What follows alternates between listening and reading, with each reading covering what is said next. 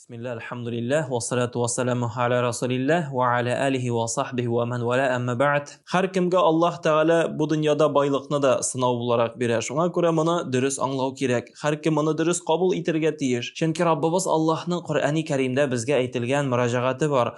Wa la in shakartum la azidannakum wa la in kafartum inna azabi la shadid.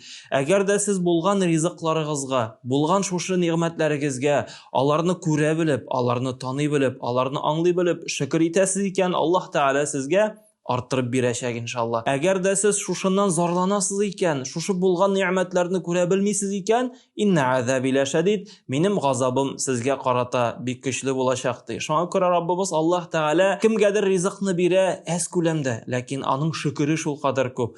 Ул шушы ризыкка шөкер итә, ул шушы булганына шөкер итә, ул аңа бик риза һәм ул иң бәхетле һәм иң бай кеше сыман бу дөньяда яши.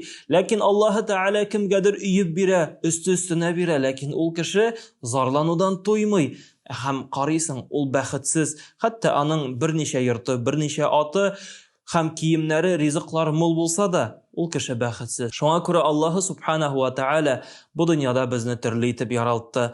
Бер-беребезгә карап гыйбрәт алу өчен, бер-беребезгә карап сабак, дәрес алу өчен, шушыннан үзебезгә үрнәк алу өчен. Пәйгамбәрбез саллаллаһу алейхи ва салламга Аллаһ Субханаһу ва Таала хәтта шундый тәкъдим ясады. Бер вакыт Җабраил алейхиссалам Пәйгамбәрбез саллаллаһу алейхи ва саллам янына килеп, "Эй Аллаһның илчесе, телисеңме? Аллаһ Субханаһу ва Таала шушы Мәккә, Мәдинә үзәннәрен алтын белән тутырырмын дип сиңа вәгъдәсен бирә. Телисеңме? Алтын белән тутырыр." Әлбәттә безгә әлеге сорауны бирсәләр, без бераз уйланыр идек.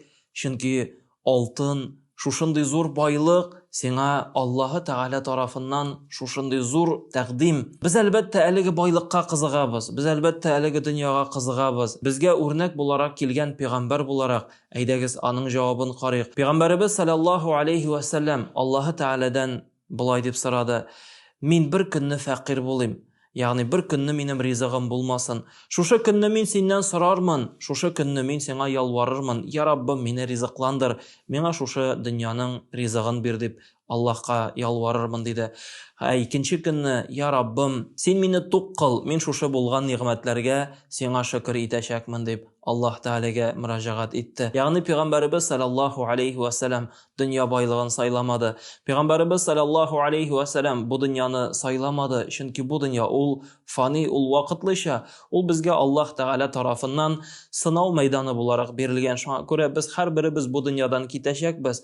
Ләкин җәмәгать бар иде әлбәттә, бай кешеләр, әлбәттә бай булып яшәргә кирәк. Абдурахман бин Ауфны искә алыйк. Абдурахман бин Ауф Аллаһ Тааланың илчесе, әлеге сахабасы өчен дуа кылды һәм әйтелә, Абдурахман бин Ауф ташны күтәрсә, аның астыннан алтын табар шикеллек иде. Ягъни Абдурахман бин Ауф бик бай яшәде. Карван дияләр белән сәүдә итте. Шуңа күрә андый бай сахабалар да бар иде, фәкыйрь сахабалар да бар иде арада. Һәм пәйгамбәрләр арасында да беләбез. Сөләйман галәйһиссәлам, аның байлыгы кадәр байлык бүтән бер кешедә дә булмаячак. Фәкыйрь пәйгамбәрләрне искә алсак, Гайса галәйһиссәлам мәсәлән, аның фәкыйрлеге, аның өстендәге күлмәге генә, аның бүтән байлыгы шушы. Шуңа күрә пәйгамбәрләрне дә искә алыйк. Аллаһ Таала аларны да безгә дәрес буларак, безгә сабак буларак төрле итеп яралты.